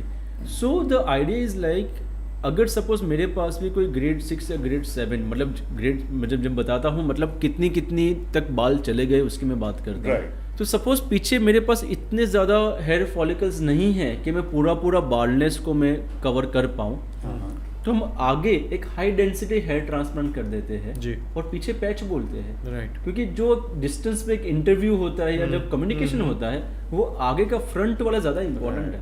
Right, तो ये अगर नेचुरल बाल दिख जाते हैं और पीछे पैच हो जाता है, it can solve the purpose. Right, so it's not only one path, second path, it's all interconnected. कि अगर मेरे पास जैसे बता कि 2 बार ट्रांसप्लांट कर लिया लेकिन उसको कहीं डेंसिटी कम आ रही है, वहाँ पे गिरा, बाद में कैमोफ्लेज आ गया कि आगे मैंने एक हेयर ट्रांसप्लांट कर दिया, पीछे पैच आ गया, तो camouflage and hair transplant mix हो गया, 2 टेक्निक मिक्स हो गई कि मैंने हेयर ट्रांसप्लांट किया, उसके बाद PRP भी किया, उसका लाइफस्टाइल और मेडिसिन तो कंटिन्यूस चल ही रहा है। राइट। तो ये सब पाथ है बट इंटरकनेक्टेड पाथ है। डॉक्टर आपने अर्लियर मेंशन किया था डोनर सेल्स आपके अगर That's कम right. हो तो सो मेरा क्वेश्चन ये है कि डोनर सेल्स सिर्फ सर के बाल हो सकते हैं या it can be your Body other hair. Part of your body, Body क्योंकि जैसे फॉर एग्जांपल हेयर Yes. हाथ के हेयर की बात करो, they Yes. Are smaller in length, Yes. आपके सर पे वो सेम वही लेंथ देते हैं या नहीं देते। सो अगेन नकुल, बीच में एक ऐसा फेज आया था जो बालों के ऊपर 2-3 मूवीज बैक टू बैक आ गई थी, सो तभी भी ये बहुत कॉमन जोक हो गया था कहाँ के बाल निकालोगे तो ये हमारे साथ भी हुआ है करके। लकीली या अनफॉर्चुनेटली आप समझ लो कि जिसके बॉडी हेयर ज्यादा रहते हैं उनको फिर बाद में बाल्डनेस आती है, बिकॉज और टेस्टोस्टेरोन, अच्छा, testosterone is going to give you a very heavy body hair, at the same time is going to cause और decrease in your scalp hair, because वो एक ही हार्मोन की ऑपोजिट इफेक्ट आती है बॉडी हेयर के ऊपर, स्कैल्प हेयर के ऊपर। तो नॉर्मली सारे पेशेंट हमें यही बोले सर यहाँ के बाल चले गए, पूरे बॉडी में है, जहां से भी निकालो but the idea of hair transplant and plastic surgery is to give the result with minimum donor side problems. कहने का मतलब अगर मैं नोज जॉब कर रहा हूँ और यहाँ से बड़ा स्कार देकर कर रहा हूँ तो it's not a good nose job. हमें ऐसी जगह से करना होता है कि वो ना दिखे, कि चाहे वो बॉडी कॉन्टूरिंग हो, कि हमें जहाँ से भी कुछ चीज़ ले रहे हैं वो छुपी हुई होनी चाहिए, है ना। कि अगर मैं नेक लिफ्ट कर रहा हूँ, फेस लिफ्ट कर रहे हैं, तो यहाँ पे निशान आते हैं कि जो छुपे हुए रहते हैं। तो donor side for hair transplant ये पीछे का एरिया, ऑक्सीपिटल एरिया रहता है। अगर हम देखेंगे कि कितने भी बुजुर्ग दादा रहते हैं जिसके बाल थोड़े बहुत कम हो गए होते हैं जिनके, इनके लेकिन पीछे के बाल रहते हैं, तो ये परमानेंट हेयर बोलते हैं साइंस की लैंग्वेज में, क्योंकि उनके ऊपर टेस्टोस्टेरोन का रिसेप्टर है ही नहीं, भगवान ने दिया ही नहीं है वहाँ पे। तो जो एक मेन इन्फ्लुएंसिंग फैक्टर है बाल्डनेस के लिए जो टेस्टोस्टेरोन है, वो आगे के बालों में है, पीछे के बालों में नहीं है। और भगवान ने अपनी बॉडी में बहुत पोटेंशियल दिया हुआ है, चाहे वो लिवर हो, किडनी हो, हार्ट हो, स्किन हो या हेयर हो, 40 या मसल्स हो, अपने पास 40 to 50% एक्स्ट्रा पोटेंशियल है, हम सिर्फ उसको यूज़ नहीं करते। या ब्रेन हो, तो पीछे इतने सारे हेयर फॉलिकल्स हैं हमारे पास कि उसके आधे निकाल के हम आधे आगे ट्रांसप्लांट करके फिर भी पीछे अच्छी डेंसिटी दिखे और आगे भी अच्छी डेंसिटी दिखे। तो हम क्या करते हैं, अगर 1 स्क्वायर सेंटीमीटर में 50 हेयर फॉलिकल्स है, हम उसमें से 25 निकाल देते हैं, जिसको ग्राफ्ट बोलते हैं। एक ग्राफ्ट में 1, 2, 3 या 4 फॉलिकल्स हो सकते हैं, और वो हम आगे एक नीडल से या इम्प्लांटर से होल्ड करके उसके अंदर डाल देते हैं। It is exactly like gardening और अ प्लांटिंग। मैं नर्सरी में गया, वहाँ से पौधा लेके आया और मैंने अपने गमले में वो पौधा डाल दिया जी। मैं नर्सरी में जाके पौधे को डी रूट करके नहीं लेके आता हूँ, उसके रूट से खींच के नहीं लेके आता हूँ, उसकी मिट्टी के साथ लेके आता हूँ और यहाँ पे अपने पौधे में उसको मिट्टी के साथ डालता हूँ। तो जो ग्राफ्ट है उसके आजू बाजू थोड़ा सॉफ्ट टिश्यू भी रहता है, तो हम उसको पंच करते हैं, वो ग्राफ्ट को बाहर निकालते हैं, आगे होल्ड करते हैं, उसको अंदर डाल देते हैं। ओके। फिर उसको ब्लड सप्लाई मिलता है 7 डेज में, वो फॉलिकल होता है, वो जाता है हाइबरनेशन में और तीसरे महीने से चौथे महीने से उसमें से फॉलिकल में से बाल आना चालू होता है। ये पूरा हेयर ट्रांसप्लांट की प्रोसीजर है। क्या अमेजिंग बॉडी होती है। बहुत अमेजिंग बॉडी होती है, अपना ग्रोथ पोटेंशियल बॉडी में बहुत अमेजिंग है। At given point of time हम 4500 अप टू 5000 ग्राफ्ट निकाल सकते हैं। मतलब अगर मैं 2 भी पकड़ूँ as an average, so 10,000 hair हम ट्रांसप्लांट कर सकते हैं 2 दिन के टेन्योर में। So coming back to your original question, this is like with like replacement. मतलब ये पीछे के बाल, स्कैल्प के ही बाल स्कैल्प में जा रहे हैं। बियर्ड के बाल जो है वो थोड़े यंगर है, अपने को ये 16 साल की या 15 साल में आना चालू हुए थे, तो ये थोड़े यंगर है, थिकर है। और बॉडी के बाल की लाइफ साइकिल डिफरेंट है। हम कभी भी सैलून में जाके ये नहीं बोलते हमारे चेस्ट के बाल काट के दो करके, जबकि हम 2 महीने में जाते हैं हेयर ट्रिमिंग करवाने के लिए और मे बी 7 या 15 दिन बियर्ड ट्रिमिंग करने के लिए। राइट। इन माई क्लिनिक हम लोग चेस्ट हेयर लेते हैं, हम बॉडी हेयर नहीं लेते, बिकॉज अगर मैं बॉडी से लेना चालू करूँगा, अगर यहाँ पे डर्टी स्कारिंग आ गया तो यहाँ पे डॉट डॉट डॉट डॉट दिखेंगे, क्योंकि जहाँ से मैं बाल लूँगा उसके रूट के साथ मतलब स्किन में मैं छोटा सा होल्ड करके लेता हूँ। राइट। तो अगर वो बहुत अगली दिखेगा एंड उसको लोग पूछते रहेंगे कि भाई वो तो सब ठीक है, ये क्या है, ये क्या हो गया? बाल तो आ गए लेकिन ये क्या हो गया? ये क्या हो गया? तो going back to the principle of plastic surgery, that's not advisable. Okay. Body hair का जो लाइफ साइकिल है will not match with this. Now I will give an example के साथ जहाँ पे पेशेंट के रिक्वायरमेंट ज़्यादा है और ये कम है। सो मैं यहाँ से फर्स्ट सपोज 4000 ग्राफ्ट मुझे डालने हैं, 3000 पीछे से ले सकता हूँ, फिर मैं 800 के आसपास बियर्ड से लूँगा जो डाउनवर्ड फेसिंग एरिया है, Okay. Not from the jaw line. Right. तो जो हिडन एरिया है वहाँ से, ये जो ट्राइंगल है वहाँ से हम Right. लेते हैं, वो भी एक बाल छोड़ के एक बाल लेते हैं, तो ये वापस से भर जाता है। ओके। एंड जो 100-200 बाल बचे वो फिर मैं चेस्ट से लूँगा। ओके। जो हेयरलाइन बनेगी वो स्कैल्प के बालों से बनेगी। पीछे पीछे पीछे ज़्यादा डेंसिटी क्रिएट करने के लिए मैं बियर्ड और चेस्ट के बाल यूज़ करूँगा। ऐसा नहीं कि ये स्कैल्प के, ये बियर्ड के, ये चेस्ट के, ऐसा नहीं। वो कौन सा बाल कहाँ यूज़ करना है, it is all about art and science mix करके उसको करना है। So I have one more question कि ये जब वो ट्रांसप्लांट करते हैं तो काफी लोगों का दिखता है, Yes, यू नो, yes. सो और किसी को नहीं दिखता है। Yes, yes. तो क्या रीजन हो सकता है? कितना आर्टिस्टिकली उसको किया गया है, okay. वो है। I तो see. It's not about the transplant, it's also about any body contouring और any face procedures, any botox, any filler, Right. है ना। Yeah. तो अगर उसको सही मात्रा में किया जाता है हाँ, तो वो बहुत ब्यूटीफुल रिजल्ट देते हैं। ओवरडू करने के चक्कर में कभी कभी काम बिगड़ जाता है, और ये समझना, I would like to take this platform as an this thing, कि ये समझना बहुत ज़रूरी है। It is one of the problem कि जिसको फिर प्लास्टिक सर्जरी को ब्लेम किया जाता है जी। कि प्लास्टिक सर्जरी करवा ले इसलिए ये हो गया करके, जबकि ऐसा नहीं है। अगर ब्यूटीफुली डन तो कितने सारे प्लास्टिक सर्जरी के अच्छे रिजल्ट भी घूम रहे हैं वर्ल्ड में। जैसे कि बॉडी में काफी जैसे कि आपने बताया टमी टक इन करना हो या ब्रेस्ट ब्रेस्ट, आर्गुमेंटेशन। हाँ वो करना हो, Yes, या yes, yes. चिन के हो गए, तो Yes. ये लड़कियां को करना होता है, Yes. डेफिनेटली करना होता है। बट मैंने एक चीज देखा है कि लोग है ना लिप्स पे बहुत ज्यादा कॉन्सेंट्रेट Yes. कर रहे हैं आज की Yes, तारीख में। yes, yes. So, वो क्या रीजन हो सकता है कि लोगों को सबके जैसा ही देखना है उसके लिए, या अपनी जो लिप्स होती है वो अपर लिप्स छोटी होती है, क्या रीजन क्या है? उसका ये रीज़न है, आई थिंक जब कोविड के टाइम पे, जब पेंडेमिक के टाइम पे ज़्यादा जूम कॉल्स वगैरह बढ़ना चालू हो गए, हाँ जी। या मीटिंग सारा कुछ ऑनलाइन होना चालू हो गया, हाँ। तब लोगों ने अपने आप को ज़्यादा देखना चालू किया, है ना। Very nice. I never thought about I it. No. उसके पहले जब आप देखते थे अपने आप को शायद से दिन में 1 या 2 बार, जब घर से निकलने के टाइम पे और घर पे आने के टाइम पे।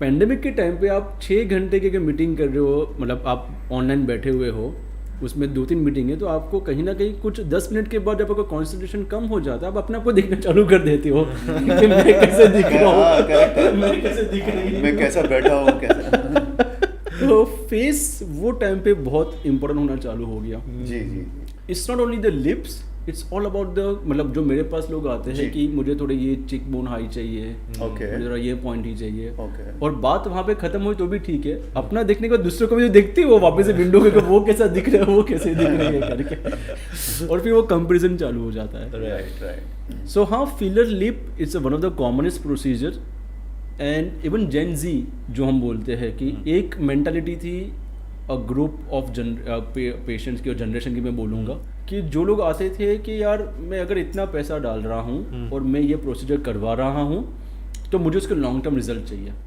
जेन जी जो है वो बोलते ठीक है सर, ये मैं एक्सपेरिमेंट करना चाहती हूँ, वर्स्ट टू वर्स्ट क्या होगा, यही आ जाएगा ना वापस, तो देन लेट्स ट्राई। वो they are more into experimenting things कि चलो ठीक है ना, मैंने पैसे डाले, मुझे करवाना है मेरे लिए, लेट मी एक्सपीरियंस इट, अगर मुझे अच्छा लगा तो मैं वापस करवाऊंगी, नहीं लगा तो क्या वापस ऐसा ही लिप का शेप हो जाएगा ना, लेट्स ट्राई दिस। ओके क्योंकि अगेन इन एक्सपर्ट हैंड वो इतना ब्यूटीफुल और सटल रिजल्ट देता है कि वो पेशेंट थोड़ी बहुत तो खुश हो ही जाती है वो शेप वगैरह देख के, और प्रिटी दिखते हैं, प्रिटी definitely, दिखते yeah, yeah. हैं। तो लिप्स ले लो आप, फीलर बोटॉक्स ले लो, लोगों का कुछ कुछ जो पेशेंट आते हैं डिफरेंट टाइप्स के आते हैं, तो यस कुछ लोग बोलते हैं कि अगर ये न्यूरोटॉक्सिन दे के जो रिंकल्स भी हम कम करते हैं, या तो फिलर डाल के कहीं अंडर आई भरते हैं, लिप करते हैं, नाक का शेप देते हैं, so they are now very much coming for that. And जैसे बॉडी कॉन्टूरिंग भी बात कर ले तो suppose now I will give an example, जो ये सारे मेरे कैबिन में हुए एक्सपीरियंसेस इसलिए मैं शेयर करना चाहता हूँ, which can gives education and awareness to the viewers. एक पेशेंट आके जस्ट ऐसे डिस्कस करना चालू किया एंड शी वाज लाइक कि सर मैं ना बहुत ब्यूटीफुल होती थी, मतलब ऑफिस में ना सब लोग वो मुझे देखते अटेंशन थे। मिलता था हाँ, मुझे हाँ, करके। हाँ, फिर शादी हो गई एंड फिर प्रेगनेंसी हुई, विथ ऑल ड्यू रिस्पेक्ट बच्चा भी अच्छा भी बड़ा हो रहा है, लेकिन ये ना ये नीचे का जा नहीं रहा है, और रोज सुबह ना मैं देख के मेरे को नहीं अच्छा लगता है करके। मैं जिम करती हूँ, मैं एक्सरसाइज करती हूँ, लेकिन वो नहीं जा रहा है। मेरा हस्बैंड भी खुश है, we have a very beautiful family life, but I just don't like my body because मैंने कभी अपना को ऐसे देखा ही नहीं है। इट्स जस्ट ये इवेंट के वजह से देख रही हूँ मैं Right, करके, absolutely. And I am just not coming in sync with that. So we spend a lot of time with this people कि यार सच्ची में कितनी प्रायोरिटी है, एंड इफ वी फाइंड कि उसकी प्रायोरिटी जेन्युइन है एंड रियलिस्टिक एक्सपेक्टेशंस है, so then of course liposuction करके या टमी टक करके हम उनको अगर क्रिस्प बॉडी दे सकते हैं, and there are a number of results not only in my clinic, every plastic surgery जो एस्थेटिक काम करते हैं उनके क्लिनिक के, the people are loving the result. वो बाद में फेसबुक पे सोशल मीडिया पे जो फ्लॉन्ट करते हैं, Oh, why not? And they have earned it, I would से कि उनको कुछ चाहिए था, उन्होंने वो सोचा, एक सर्जन के पास गए, सिलेक्ट किया, उन्होंने वो उसका पोस्ट ऑफ जो भी रिकवरी थी उन्होंने वो सहन किया और उन्होंने वो अचीव किया, and they are happy. And उसके बाद जो उनका फैमिली इक्वेशन या जो हैप्पीनेस क्वेश्चन रहती है एक बंदे की, वो कितना चेंज हो जाता है। So that's where there's a life-changing transformation. We also have some patients जिन्होंने ब्रेस्ट फीडिंग करने के बाद ब्रेस्ट सेग हो जाते हैं, वॉल्यूम कम हो जाता है कभी कभी। ऑन द अदर हैंड कभी कभी ब्रेस्ट बहुत एनलार्ज हो जाती है, then there is a lots of back pain, shoulder pain, not able to find a particular measurement in garments, वो हर टाइम कहीं ना कहीं कुछ कॉम्प्रोमाइज करना पड़ता है उनको। Right. And then when we do a transformations, इधर रिडक्शन, लिफ्टिंग और ऑगमेंटेशन, चाहे फैट डाल के या इम्प्लांट डाल के, Okay. They give a beautiful result. So, ये जो टमी टक इन कहा आपने, वो कितना टाइम तक हो जाता है? It's a life long thing. So okay. कितने टाइम में प्रोसीजर होती है, प्रोसीजर और हीलिंग होने में कितना टाइम लगता है? सो अगेन इसके लिए मैं एक एग्जांपल ऐसा देता जी। हूँ कि सपोज मैट्रेस है और ऊपर बेडशीट है, अगर बेडशीट अगर लूज हो चुकी है तो उसको क्रिस्प टाइट करने के लिए उसको खींच के टक करना ही पड़ेगा, राइट। है ना। अगर मैं सिर्फ एक वैक्यूम डाल के उसका जो रिंकल से हवा निकाल दूंगा तो रिंकल तो रहेगी कहीं ना कहीं। एग्जैक्टली अपनी जो कोर बॉडी है, जो कोर स्ट्रेंथ बोलते हैं, वो मैट्रेस है, और उसके ऊपर जो स्किन एंड सॉफ्ट टिश्यू है वो उसकी अपनी बेडशीट है। जब प्रेगनेंसी होती है या वेट वेरिएशन होता है तो कभी कभी जो एब्स मसल होते हैं वो थोड़े दूर हो जाते हैं, जिसको डायवरिकेशन ऑफ रेक्टाई बोलते हैं हमारी भाषा में, या थोड़ा कभी कभी हर्निया जैसा रहता है। तो इसलिए अगर टमी टक में हम लोग नीचे से स्किन को ओपन करके वो मसल्स को टाइट करते हैं वापस से, तो वापस एक फर्मनेस आती है, I see. एक जो आर ग्लास जो साइड से बोलते हैं वेस्ट लाइन बनती है, जी जी जी क्योंकि वो लूज हो चुका था, वो पूरा फैला हुआ टमी दिखता है। जब पूरा अंदर से टाइट कर दिया और उसके बाद एक्स्ट्रा स्किन को खींच के जब काट देते हैं तो वो एकदम क्रिस्प टाइट लुक आता है। Okay. ये प्रोसीजर 4 घंटा चलती है, 3.5 से 4 घंटा, एंड इसकी रिकवरी होती है 15 days to 21 days depending on the body profile. किसी की अगर कोर स्ट्रेंथ बहुत स्ट्रांग है तो वो बहुत जल्दी रिकवर हो जाते हैं, किसी को थोड़ा टाइम लगता है, क्योंकि अगर सपोज उनके प्रोटीन्स विटामिन की कमी है, थोड़ा विल पावर की कमी है, तो थोड़ा ज़्यादा हैंड होल्डिंग करके, but by the end of 21 days to 28 days they are good to walk. And this as compare to non invasive procedures is a better result oriented. Of course उसके risk factor है, but in a trained center वो काफ़ी कम हो जाते हैं जहाँ पे SOPs follow होते हैं। सो ये जो टमी का जो प्रोसीजर आपने जो बताया वो सेम चीज़ थाइस के लिए, या आप जो कह रहे थे सो नीचे बॉडी कॉन्टूर के लिए राजीव 2 चीज़ होती हाँ है, जी। लाइपोसक्शन मतलब स्मॉल होल्ड्स करके हम फैट को बाहर डिसॉल्व करके निकाल देते हैं। ओके इसको अगर बहुत ही घरेलू भाषा में मैं बोलना चाहूँ हाँ तो दही का छाछ बना के छाछ को बाहर निकालना है। ओके क्योंकि दही जो है हाँ। वो चिपका हुआ है मसल्स को हाँ। और अंदर स्किन को, राइट जहाँ पे जो फैट है वो कहीं ना कहीं स्टबन फैट आपके स्किन के नीचे और मसल्स के ऊपर चिपका हुआ है। So when we go inside with hollow pipe, उसको डिसॉल्व करके हम हॉलो पाइप से निकालते हैं तो वो फैट बाहर आना चालू हो जाता है। अब कहाँ से कितना निकालना है वो साइंस है, क्योंकि वो तो मैं कितना भी निकाल दूँ और फिर मैं डैमेज भी कर दूँ। तो वो एक लर्निंग कर्व एक्सपीरियंस का वही फ़ायदा होता है कि भाई कहाँ पे कितना निकालना है और आपको कैसे बॉडी स्कल्प्ट करना है। ये हो गया लाइपोसक्शन। एडवांस लाइपोसक्शन में हम लेज़र से या तो अल्ट्रासोनिक प्रोब से फैट को पिघलाना चालू करते हैं और उसको बाहर निकालना चालू करते हैं। तो वो वाला काम हो गया मिक्सचर वाला काम, वो भी होल होल से कि जहाँ पे आपने एक ऑटोमेटिक मतलब मशीन में इन्वेस्ट किया जिससे कि आपका लेबर कम हो जाए और पेशेंट का जो अंदर की स्किन है उसमें स्क्रैच ना हो करके। मैनुअल लाइपोसक्शन में आप स्क्रैच करते हो और आप सब बाहर निकालते हो, बट एंड पॉइंट सेम है। मतलब अगर मैं मैनुअल लाइपोसक्शन करता हूँ और एडवांस लाइपोसक्शन करता हूँ तो एडवांस लाइपोसक्शन का अभी बेनिफिट ये है कि ब्लीडिंग कम होता है, वहाँ पे एकाइमोसिस जो ब्लड के थोड़े बहुत दाग आते हैं कुछ इनिशियल 5-7 डेज के लिए वो कम होता है, इडीमा स्वेलिंग थोड़ा कम आता है, पेन कम आता है, रिकवरी फास्ट हो जाती है। क्योंकि मैंने अंदर जाके सिर्फ लेज़र बीम को छोड़ा है जो फैट को पिघला रहा है, मैं घिस के फैट को नहीं निकाल रहा हूँ क्योंकि मैंने कम घिसा है, स्क्रैच किया है, वहाँ पे स्वेलिंग कम आ जाती है। So that's an idea. तो जैसे जैसे भी साइंस बढ़ते जा रहा है, मशीन से आती जा रही है कि जहाँ से आप बेटर रिजल्ट दे पाओ, कॉम्प्लिकेशन कम कर पाओ और पेशेंट जल्दी रिकवर हो जाते हैं। तो ये हो गया लाइपोसक्शन के बारे में कि जहाँ पे आप फैट को पिघला के फैट को बाहर निकाल रहे हो, चाहे वो मैन्युअली कर रहे हो या तो वो पावर असिस्टेड होता है जहाँ पे कैन्यूला जो अंदर जाता है वो खुद ही ऐसे हिलते है कि वो फैट को तोड़ता है, जैसे वो रास्ता कैसे खोदते हैं। या तो हो गया ऑटोमेटेशन, आप अल्ट्रासोनिक प्रोब से या तो लेज़र से फैट को पिघलाते हो और वो फैट बाहर आता है। But then you have to invest in an instrument and then it becomes little expensive than this manual liposuction. Okay लेकिन अगर ये सब करने के बाद स्किन रिकॉइल अच्छे से हो जाती है, अगर यंगर स्किन है जिसने प्रेगनेंसी नहीं देखी है, वेट वेरिएशन नहीं देखा है, अगर स्मोकिंग की हिस्ट्री नहीं है, प्रोटीन इंटेक अच्छा है, एक्सरसाइज कर रहे हैं, तो वो रिट्रैक्ट हो जाएगी। अगर बाकी सारे प्रॉब्लम्स तो रिट्रैक्ट नहीं होएगी शायद से, तब जाके टक सर्जरीज आती है।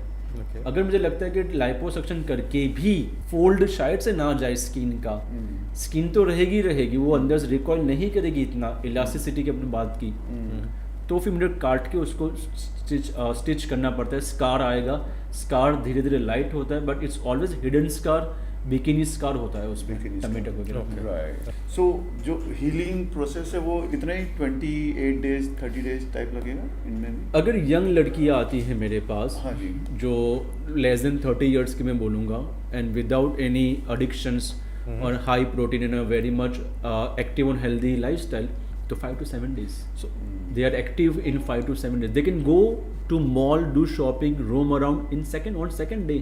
Oh wow. They go back to their home on the very same day. Okay. So the good part about this, Nakul and Rajiv, कि हम बॉडी कैविटी के अंदर नहीं जा रहे हैं। As a plastic surgeon we are surface surgeon. हम यहाँ पे जाके ऊपर काम, तो कहने के लिए 6 घंटे की सर्जरी है, बट हमने ऊपर ऊपर काम किया हुआ है। तो मोमेंट वो जिए, एनेस्थेसिया के इफेक्ट से बाहर आते हैं, थोड़ा बहुत मोबिलाइज करना चालू कर दिया, they go home on the very same day. तो वो एक अच्छी चीज़ होती है इसमें। नाइस। तो आपके क्लिनिक के अंदर बहुत सारी सेक्स चेंज ऑपरेशंस भी होते हैं। That's right. So I am very inquisitive about it, क्योंकि और best I know all over world से आते हैं, because there is some treatment which happens only in your clinic. That's right. So I want to understand, जो patients आते हैं उनका mental strata क्या होता है, उनका थॉट प्रोसेस क्या होता है, क्योंकि because this is it's not like liposuction या फेस ऑगमेंटेशन और something like that, it's a very big surgery. आप अपना सेक्स चेंज कर रहे हो। यस। सो नकुल, सबसे पहले तो मैं ये बोलना चाहूँगा कि काफ़ी सारे इंडिविजुअल्स, और मैं भी शायद से इसके खिलाफ हूँ, उनको पेशेंट्स बोलने के लिए, because they are individuals, they have full right to be living their life in the gender they affirm, है ना। सो इसको जेंडर अफर्मिंग सर्जरीज बोलते हैं या जेंडर कन्फर्मेशन सर्जरीज बोलते हैं। पहले इसको जेंडर रीअसाइनमेंट सर्जरीज बोलते थे जी। But then again there are some societies discussion हुआ एंड मतलब we are not anyone to reassign anyone, मतलब हम कुछ ऐसे कुछ नहीं कि हम रीअसाइन करें। It's a gender affirming surgeries. And the problem by which they have, और जो हम ये बोलते हैं कि ये जेंडर डिस्फोरिया इंडिविजुअल्स है। दैट मीन्स जो जेंडर में परसीव, अगर मैं खुद की बात कर लूँ तो मुझे जो भगवान ने जेंडर दिया है और मैं जो अपने आप को परसीव करता हूँ वो अलाइंड नहीं होता है उसमें। अब उसमें पीडियाट्रिक जेंडर डिस्फोरिया बहुत कॉमन चीज़ होती है, जहाँ किसी लड़के को लड़की के ड्रेस पहनने का मन करता है, या वैसे डांस करने का मन करता है, या लिपस्टिक लगाने का मन करता है, या लड़की को लड़के जैसा शर्ट पहन के, गॉगल पहन के, बॉयकट करके घूमने का मन करता है। उसके एक जेनेटिक फैक्टर्स है, डेवलपमेंटिंग फैक्टर्स है और एनवायरमेंटल फैक्टर्स है। बहुत सारे फैक्टर्स है इसमें। लेकिन जब प्यूबर्टी आती है तो ये सारे हार्मोन्स की वजह से वो सप्रेस हो जाता है। देन यू बिकम इधर, जो आपको जेंडर दिया गया है आप उस तरफ मुड़ जाते हो, आप अपनी लाइफ ऐसे जीना चालू कर देते हो। लेकिन कुछ इंडिविजुअल्स जो रहते हैं वो अपना को जो परसीव करते हैं और जो उनको दिया गया जेंडर वो मैच नहीं रहता। अगर सपोज मैं अपने आप को अंदर से लड़की मानता हूँ कि यार मैं लड़की ही हूँ, और ये कुछ साइकेट्रिक इश्यू नहीं है, ये ऐसा चीज़ नहीं है कि कुछ मुझे दूसरे मेरे इंडिकेशन से इसमें राइट, तो मैं कंटिन्यूज अपने साथ एक कॉन्फ्लिक्ट में हूँ, सोसाइटी के साथ एक कॉन्फ्लिक्ट में हूँ, अपने पेरेंट्स के साथ, अपने सिबलिंग के साथ कॉन्फ्लिक्ट में हूँ, because they want me to live as a male, because society male कैसे दिख रही है मेरे को। मैं थोड़ी कोई भी हरकत ऐसा कर दूंगा कि जो मैं करना चाहती हूँ तो मैं अलग हो जाऊंगी करके, तो एक कंटिन्यूस कॉन्फ्लिक्ट है। एंड देन पीपल कम आगे कि नहीं अब बहुत हो चुका है, I want to live life as I perceive my self. And then एक प्रोसेस है सोशल ट्रांजिशन, मतलब the individual stay in their preferred gender for 1 year, they feel happy. उसके पहले उनका एक साइकोलॉजी एनालिसिस या साइकेट्रिक इवैल्यूएशन होता है कि कोई दूसरी चीज़ तो नहीं है, स्किज़ोफ्रेनिया तो नहीं है, ये सब की ट्रीटमेंट चलते चलते एंजाइटी, डिप्रेशन, फिर सोशल ट्रांजिशन होता है, फिर हार्मोनल ट्रांजिशन होता है, they take the hormones. And अगर साइकेट्रिस्ट या साइकोलॉजिस्ट ऐसे बोलते हैं कि अभी इसकी हैप्पीनेस बढ़ रही है, शी इज़ और he is happy in the society, हमें सर्टिफिकेट मिलता है कि नहीं you can go ahead with the surgery and then we do the surgery. And जब उनके कुछ ऑर्गन्स रहते हैं उनको हम चेंज करते हैं and they are then at peace with themselves. तो हमें ये समझना भी बहुत ज़रूरी है कि sexuality is different than gender. हमारे माइंड में अभी भी डेफिनेशन सब मिक्सअप है कि what is sexuality, this are not homosexual, ये सिर्फ सेक्स लाइफ को एंजॉय करने के लिए नहीं कर रहे हैं, they are just want to perceive what they feel inside, जो उनको जेंडर है हम वही दे रहे हैं उनको। So this is not, I have an individual कि जिन्होंने ये ट्रांजिशन 52 years पे करवाया, शादी है, बच्चे हैं, उसके बाद करवाया कि I been through enough, now I want to live the way I want to live. I have an individual coming from New Zealand who had come from New Zealand. At the age of 60, 58, they have done the transition. I know so many individuals around कि जिन लोग ने बहुत struggle किया अपने आप को वो proof करने के लिए, यंग मेल विद 6 pack, डोले शोले, एंड दे आर लाइक कि उमंग या मैं फीमेल हूँ, निकाल इसमें से मुझे करके, एंड दिस इज ग्रॉस, मतलब this is too much. And अब वो रोते हैं कि मैं अपने आप को मेल प्रूफ करने के लिए क्या कुछ नहीं कर रहा हूँ, बट कि ये जो पैरामीटर्स है वो हमने बना के दिए हुए हैं। भगवान ने तो स्पेक्ट्रम दिया हुआ है पूरा पूरा, मेल से लेके फीमेल तक का। हमने उसको बाय डायरेक्शनल दे दिया, या तो मेल या तो फीमेल, बीच में कुछ भी नहीं है। तो ये गलत बात है। एंड देखा जाए तो अपनी माइथोलॉजी में, फ्रेंच की हिस्ट्री में कितनी सारी हिस्टोरिकल नॉवेल्स में और ये सब में ये मेंशन किया गया हुआ है, कितने सारे किंग्स है जिन्होंने half life as a queen जिया है, half life as a king जिया हुआ है। माइथोलॉजी में ऐसे इंडिविजुअल्स है, मार्थिन ऐसे इंडिविजुअल्स है। ये एक ट्रांजिशन हुआ अपने लीगल सिस्टम में, जब ब्रिटिशर्स ने यहाँ पे आए, उन्होंने क्रिमिनल लॉ निकाला जिसमें जो ट्रांसजेंडर इंडिविजुअल्स थे उनको भी डाला गया। अदरवाइज ट्रांसजेंडर इंडिविजुअल एक बहुत ही इंपॉर्टेंट हिस्सा थे सोसाइटी के, लेकिन बिकॉज ऑफ सर्टन इवेंट्स उनको मार्जिनलाइज किया गया है। उनको कुछ जॉब नहीं मिलती है, उनको कुछ दूसरे इम्पोर्टेंट कॉर्पोरेट स्ट्रक्चर्स में ओहदा नहीं मिलता है, एक्सेप्टेंस नहीं मिल रहा है। And this is I am talking about the transgender individual. And when I talk about transgender, gender dysphoria भी एक उसमें एक बहुत बड़ा हिस्सा है, एंड ट्रांसजेंडर कम्युनिटी भी उसमें बहुत बड़ा हिस्सा है। तो ये दोनों लोग के लिए सर्जरीज है, ट्रीटमेंट्स है, प्रोटोकॉल्स है, प्रॉपर तरीके से अगर उसको फॉलो किया जाए तो नेशनल लेवल पे काफ़ी सारे गाइडलाइंस हम बना रहे हैं करके। देयर आर सम एसोसिएशन जो इस पर बहुत मेहनत कर रहे हैं, लीगल फ्रंट पे एंड काफ़ी सारे फ्रंट पे। अभी तो लीगल हो गया है सेम सेक्स मैरिज। हाँ, तो again sex marriage is a different thing. Gender It's not about sex, it's about how you feel. Latestly एक ट्रांसजेंडर रूल और एक्ट 2019 और 2020 में आए हुए हैं, जिसमें एक ऑनलाइन पोर्टल बनाया गया है कि जहाँ पे अगर आप एनरोल करते हो तो गवर्नमेंट आपको कुछ सपोर्ट करती है। कुछ स्टेट में, केरला में आपको रिएम्बर्समेंट करती है गवर्नमेंट अगर आप कोई सर्जरीज करवा रहे हो, so they support you, they give you money to do your surgeries.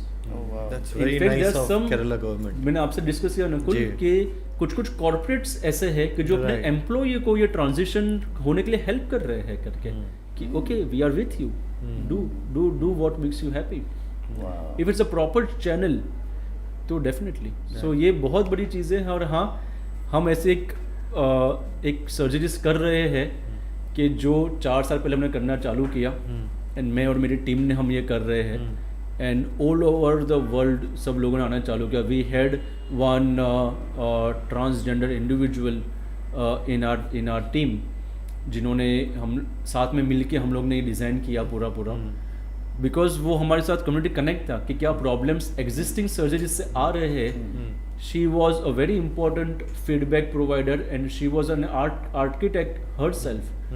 तो मैं, मेरे कलीग डॉक्टर नितिन घागे, हम लोगों ने मिलके along with that particular transgender woman हमने पूरा डिज़ाइन किया जो वर्ल्ड ओवर में काफ़ी फेमस हुआ। लोग हमारे पास काफ़ी सारे कंट्रीज से आए हुए हैं, अभी भी आ रहे हैं।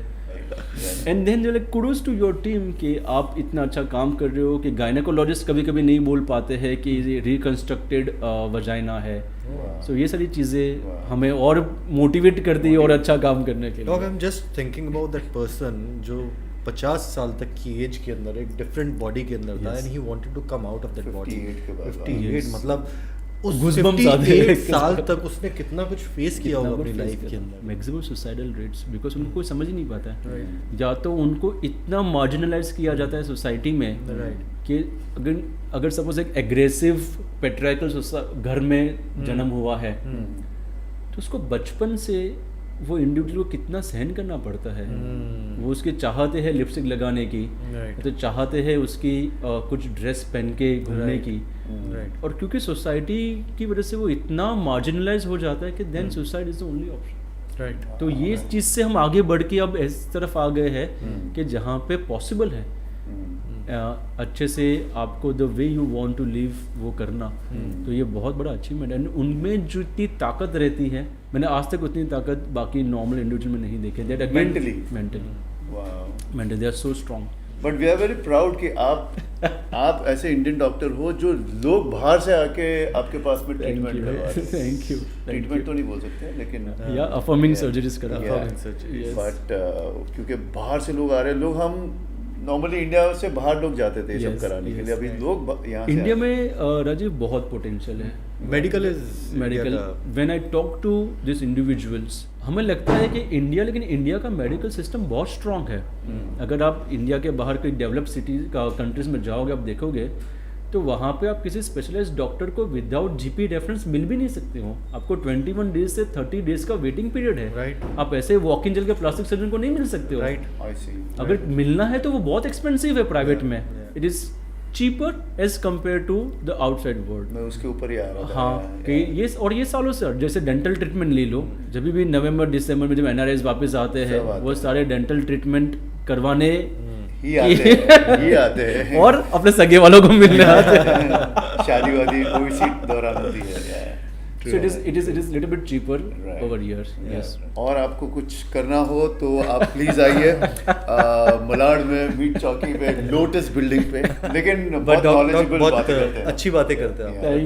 That is the most important. Thank you Nakul, thank you very much. हम ये हर इंडिविजुअल या हर प्लास्टिक सर्जन ये बातें करते हैं, लेकिन वो कैबिन तक सीमित हो जाती है। जी, जी, वो बाहर नहीं जाती है। जी, जी। तो आई थिंक ये अच्छा प्लेटफॉर्म है, आपने ये मुझे बुलाया, इनवाइट किया, एंड आई अगर एक दो लोग को भी अगर इससे अच्छा कुछ हो जाए तो I think it's worth. Absolutely no thank you कि आप आए, इतना सारा नॉलेज दिया, Thank you. And thanks for coming. Thank you, Thank you so much, Dom. Thank you so much.